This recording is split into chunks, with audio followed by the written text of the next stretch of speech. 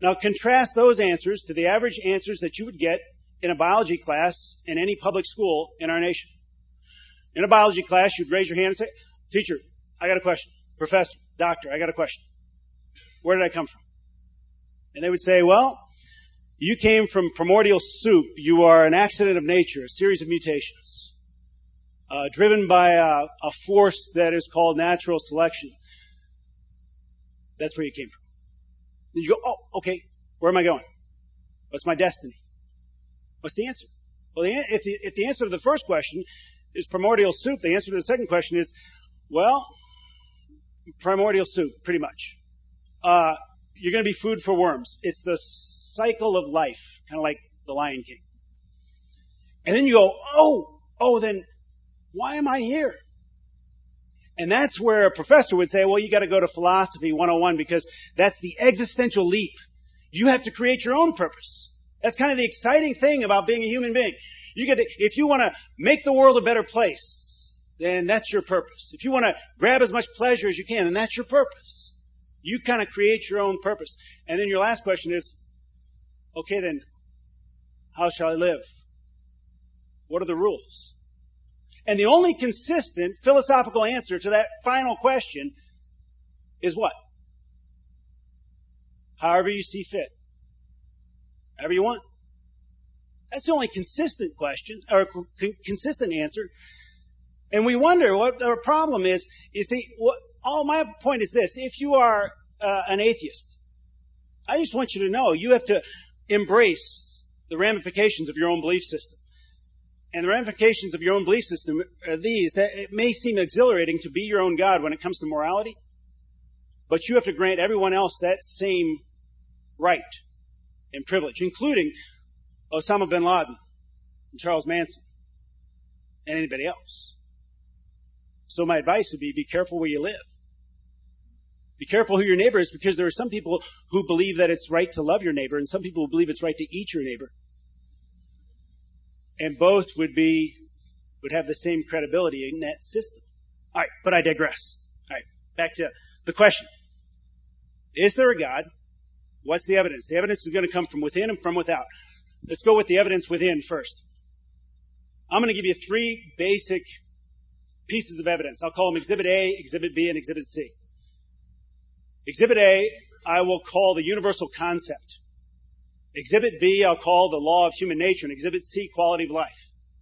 Are you ready? First is the universal concept. God has said in the Bible, or I shouldn't say that. I retract that from the court of law. The Bible says that God has placed eternity in the hearts of men.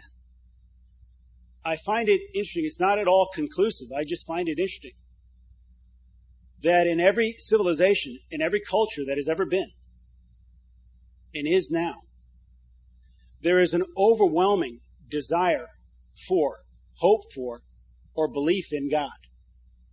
In every civilization that has ever been, from Stonehenge to the 21st century, there has been an overwhelming belief in, or a hope for, or an understanding of God. The question is, where does that come from? In this culture, this is the 21st century, America is the most advanced culture, civilization that it's ever been. 86% of Americans believe in God, conservative estimate. As much as 96% believe in God, according to some polls. Patrick Glynn, in his book, God, the Evidence, says that Americans are wired for prayer. 90% of women, of American women, say they pray every day. 86% of American men say they pray every day.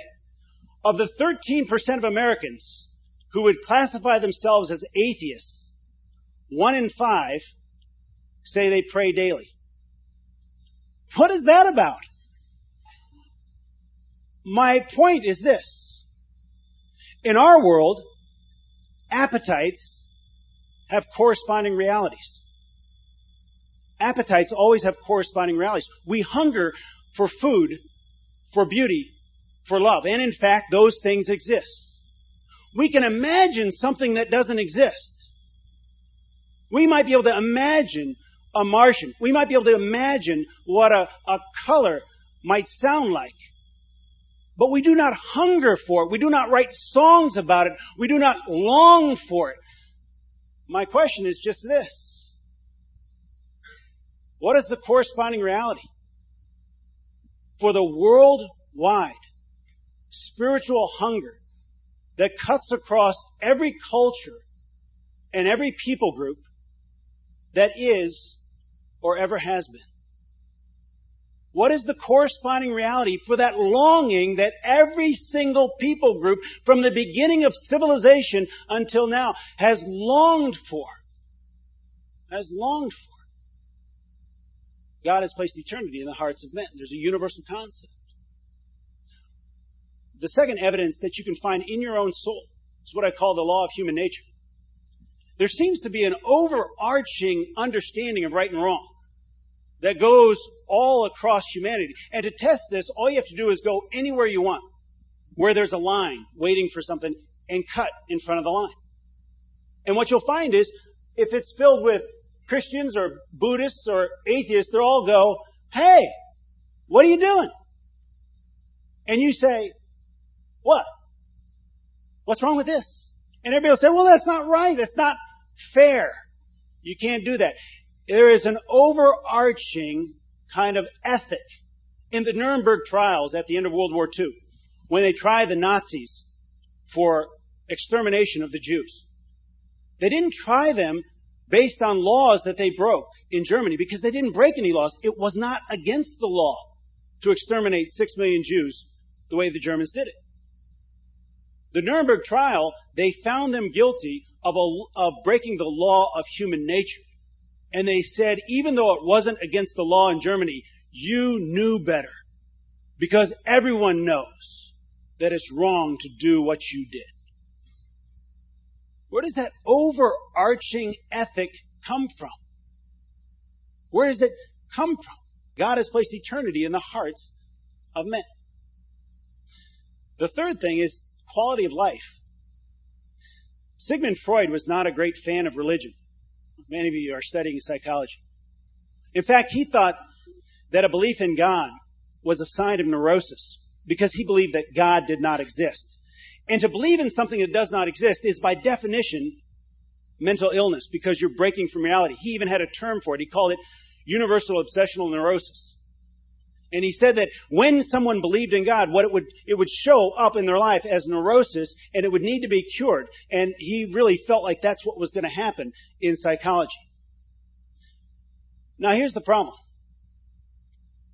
That when someone believes in something that does not exist, it usually impacts their life in a negative way. For instance, if I believed that there were Martians living in the walls of my house, it wouldn't be long before you would kind of pick that up. Right? I mean, it would come out some way where you'd start going, that guy Joe Coffey, something's not quite right. Right? I mean, that's the way it happens. Let me read you something with the belief in God. Now, if Sigmund Freud is right and there is no God, then that really would be mental illness. That means everybody who believes in God would be mentally ill, and you could tell somehow.